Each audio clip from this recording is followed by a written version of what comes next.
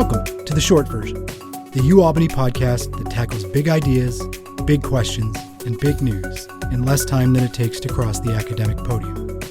I'm Jordan Carlio Evangelist in UAlbany's Office of Communications and Marketing. We have to act. We have the tools. We have the technology. We have the solutions. It's the will to act. It's to say there is a cost to doing nothing. Business as usual is not an answer. Faced with rising utility bills and, I hope, at least some concern for the planet, many of us have grappled with how to make our homes more energy efficient. But it's hard to know where to start. It can all feel a little overwhelming. Insulation, HVAC systems, air sealing, the list goes on. Does it make sense to trim shade trees for solar panels? Will a heat pump ever pay off? Even if it won't, should we do it anyway? Now, imagine that exercise for 6 million or so square feet of concrete buildings, originally built with almost no insulation and heated with absurdly hot water. Now you know what it's like to be Indu. Indu is UAlbany's energy officer. It's her job to reduce and eventually eliminate the fossil fuels burned to light, heat, and cool our campus. In Indu's words, she's responsible for keeping people comfortable and happy while also trying to make the earth happy. That includes more than 7,000 resident students who expect on-demand hot showers and hundreds of scientists who depend on the reliable operation of high-tech research facilities. You, for example, don't have a particle accelerator in your basement. Indu does. Indu is pretty optimistic. She chooses to see UAlbany's biggest sustainability challenges as opportunities to make big strides toward cutting our fossil fuel consumption through upgrades that need to happen anyway. The challenge facing UAlbany is a lot like the challenge facing New York State more generally as it chases ambitious climate goals. How do we decarbonize on budgets that work? It turns out that universities, which thrive on that scientific cycle of experimentation and innovation-based problem solving, are natural testbeds for this. For Earth Week, my colleague Maggie Hartley spoke to Indu about how UAlbany has helped lead the way on decarbonization, the instant feedback, both good and bad, that comes from working with students, and why she says sustainability isn't a task to check off a list, but something we should bake into the way we live our daily lives. Happy Earth Week, everyone. Here's Maggie and Indu.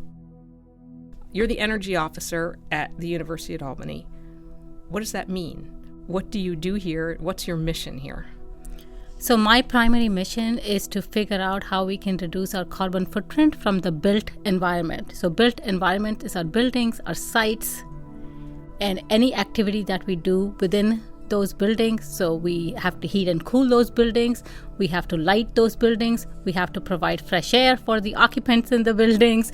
We have to plug in equipment that the occupants might want to use in the buildings. Figuring out how we can reduce the energy that is used by all of these systems that we need to function as a campus, and therefore reduce the carbon footprint from that energy usage. Tell me a little bit about how you got here. What's your background? How did you end up here at Albany? How did you end up in this field? I have a bachelor's in architecture. I worked as an architect in India for a couple of years. And as part of that, I would go out on site to inspect the projects and how they were coming along. And I really enjoyed the process. I liked the process of putting things on a piece of paper, but I really liked them coming to life and going and seeing them in 3D. So I then decided to get a master's degree in construction management. So that was the reason I came to this country, was to get my master's in construction management. And I started working for a contractor in California after I finished my master's. One of the first projects was a $160 million California transportation headquarters. This was back in early 2000s, and California at that time started to require that all their state buildings be leadership in energy and environmental design LEED certified, which was very new back then. And we had no idea what that meant or what it would take for us to build a building to LEED standards. And me being new in the company, I raised my hand and I said, I can take that on. So I started to do more research into LEED, and we achieved LEED Silver on that project. So we did it. Now I had found a new way of how we can design and construct our buildings so that they meet the occupants' need, they make us happy, they make us productive, but at the same time, they make the earth happy, they make the environment happy, whether it's the carbon footprint or the ecological footprint of our buildings. How can we bring all of those pieces together? So I switched gears once again and started doing this. This built environment was Yes. built mostly 60 years ago, mostly out of poured concrete, as far as I understand, without a lot of insulation. That is correct. So what is your biggest challenge with these old buildings? I think you touched on that, Maggie. So this whole campus was a master planned campus, which means that most of the footprint that you see on the campus today was built all at once within a very short window, right? Within a 5 to 10 year window. So the biggest challenge is that now this entire stock of 6 million square feet is aging at the same time. And all the systems in all of these buildings are coming to the end of their useful life at the same time. So that is the biggest challenge, is you have a huge deferred maintenance or infrastructure renewal cost coming up, which is a challenge, but it is also a great opportunity. And the reason I say that is now we're embarking on the Climate Action Plan implementation, which requires a lot of investment in infrastructure renewal, because we're going to change the way we've been heating our buildings, the way we have been cooling our buildings. We're going to completely rethink how we do that in order for us to get to the net zero carbon goals. So now, instead of looking at the deferred maintenance and the infrastructure renewal cost as a challenge, right? When is the best time to replace your fridge at home with a more energy efficient fridge? When it is coming to the end of its useful life. You just have to spend a tiny bit extra to get the Energy Star, but you are going to spend the money on the fridge anyway. So I think we're at the same point now with our buildings, where we have to do something about this failing infrastructure anyway. Why not spend a tiny bit more to get them to not only do we have new systems in place, but they're also more energy efficient and they meet our larger goals. How will they be more energy efficient? Are you talking about different systems, different kinds of heating and cooling systems? So right now, most of our campus gets its heating and cooling from the central plant. And the central plant relies on natural gas, which is a fossil fuel, to provide heating to all of our buildings. And we heat up water using natural gas to 400 degrees Fahrenheit. And that's the water that we pipe to all of the buildings so that they can get the heating that they need. You cannot generate 400 degree water without burning some sort of fossil fuel. So how do you get away from that? E-Tech and Liberty are two very good examples where we have shown that it is possible to have a building fully heated and cooled without relying on any on-site fossil fuel combustion. But in order for us to move in that direction, like I said, you cannot heat your buildings with 400 degree water anymore. You need to get to a lower temperature water system. You can maybe get to 160 degree, and then you can use an electric heat pump to generate that 160 degree water for you. But in order for us to do that, we have to now get inside every single building, rip out the heating systems that we have, put in new systems that can accept this 160 degrees and still meet the heating loads of the building. That's how we're going to get there, is basically changing the heating systems in the building.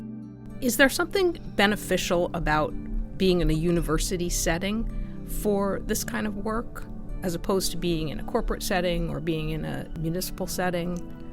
Absolutely. I think what sets us apart is that we are an institution of higher education. We're always striving to learn more. And in that process, we are more willing to accept certain failures. And as universities, we accept that. We accept that as people, as institutions, we're going to make mistakes, but we're going to learn from it and we're going to move the industry forward. That is our mission. We're always doing that in our research, in our teaching. So I think even in implementation, we've absorbed some of that ethos and we say, it's okay if this thing didn't work out, but at least we learned from it. So that's one. And because we have that kind of culture, and that's the culture not just at University of Albany, but across the higher education landscape, that I'm able to pick up my phone and call anybody, anywhere in the country, within a higher education setting, and ask them, hey, did this work for you? What lessons did you learn? And there is no competition. They're willing to openly share. So I think the camaraderie, the network that you have to learn from each other, definitely I think is unique to higher education. And plus our students, they're our biggest motivators. And they're right here. Unlike the corporations where you have customers that you may never meet, our students are right here. They don't like something, they'll tell you. If they're happy and proud, they'll tell you that too. So I think that having our customers, our students right here, and then giving us that feedback continuously, I think that's also a great motivator for us to stay on track and keep our promises.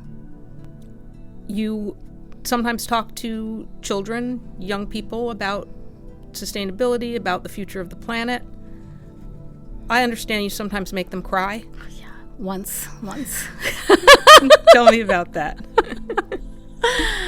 So I had a elementary school teacher invite me to do a presentation on climate action and climate goal, and I had prepared what I thought was a wonderful presentation, where the first half of the presentation was basically laying out all the facts, the bare facts of how dire the situation is, and the latter part of the presentation was a more hopeful presentation of, even though the situation is dire, we have been successful, and look at what we have to do in the future to get us to a carbon neutral place. And so by the time I got done with my first half of the presentation, and I was like, okay, like I looked into the room and I saw a couple of kids crying, really sad, because I was talking about not just the planet, but I was talking about their future.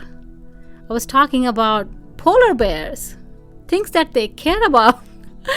So again, know your audience. I didn't read the room. I did not know my audience. I talked to them like I talk to adults, and I shouldn't have. Yes, I felt very badly about that, and that was the only time I've ever made children cry, because I learned my lesson. But the positive that came out of that, one of the students that cried in that class, she is now senior in high school, getting ready to go to college. And because of how she felt in that moment, both powerless but also powerful, knowing that she can make a difference, she has now decided to go into environmental science and engineering. So on campus, we have students who are learning about sustainability. It's baked into a lot of our different kinds of courses. Do you ever work directly with students? Do you have students working with you on projects? Absolutely, I do. So there's a few ways that I interact with our students. Many of the faculty would ask me to come into their classroom and then either do a PowerPoint presentation, or in many cases, and what I enjoy is actually a show and tell type presentation. Do you make them cry? I do not. Just checking. I bring them to the central plant. So I show them the old ways of doing things, of burning fossil fuels to create heat, and they literally can look into the generator to see the giant flame that is inside burning to heat up the water to the 400 degrees. So I show them the old system, and then I take them to our newer buildings and I show them how we can get away from burning fossil fuels. How can we make our buildings more energy efficient and sustainable? So I really like those kind of classes where I'm actually showing them systems in action. It sounds like you take them to E-Tech. I take them to E-Tech, I take them to Masry, I take them to Central Plant, I take them to Campus Center, and I show them some of our green infrastructure practices, so climate adaptation measures, not just mitigation, but green roofs and porous pavements and rain gardens. So I do show them things in action. We literally pour a bucket of water on a regular parking lot and then a porous parking lot and see the difference. So that's one way I interact with them. The other way is we collect a lot of data on our buildings. We collect data every 15 minutes on thousands of points across our buildings. So I share this data with the students, and I meet with them and I explain the data set to them, and then they get to analyze the data. They get to tell me if the Liberty geothermal system has been performing as well as we thought it would. Is the system balanced? If the system is out of balance, what can we do to bring it back into balance?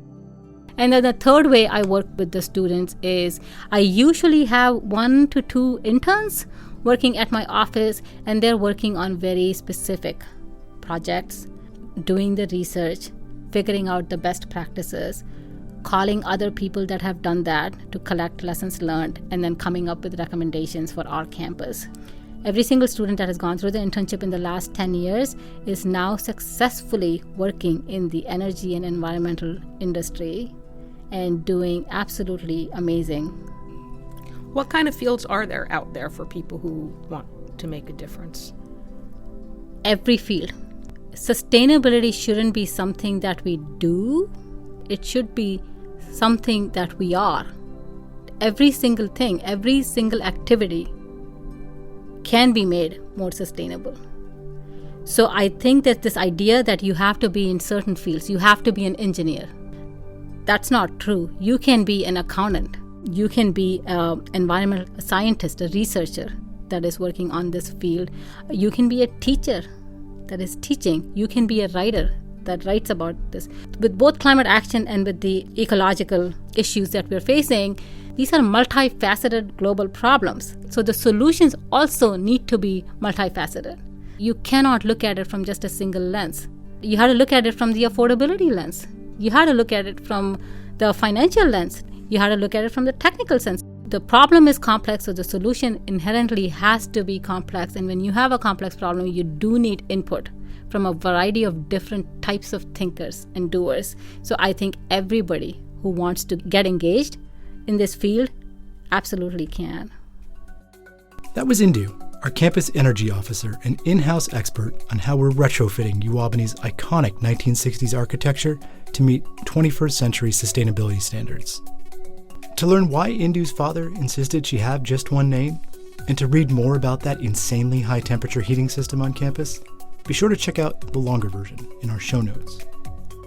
The short version would not be possible without contributions from many people, including for this episode, research and an interview conducted by Maggie Hartley, and audio editing and production by Scott Friedman in the UAlbany Digital Media Studio, located deep inside the podium tunnels. To find us, you just need to follow those massive hot water pipes. We'll be back next week with another conversation about something interesting. I'm Jordan Carlio Evangelist here at the University at Albany, and this has been The Short Version.